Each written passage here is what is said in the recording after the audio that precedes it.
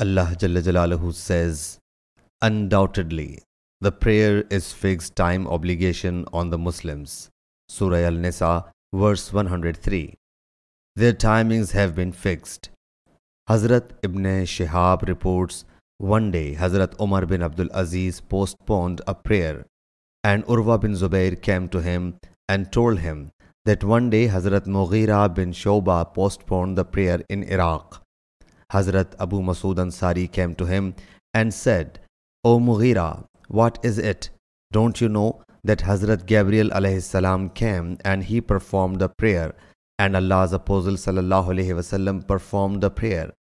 He again performed prayer, and Allah's Apostle sallallahu alayhi wasallam performed the prayer.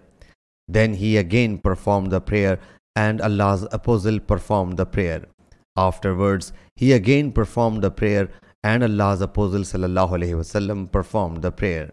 Thereafter, he again performed the prayer, and Allah's Apostle sallallahu alayhi wasallam performed the prayer. Then he said, I have been ordained likewise. Hazrat Umar radiyallahu anhu said to Urwa, notice it what you are saying. Did Gabriel alayhi salam fix the timing of prayer for Allah's Apostle?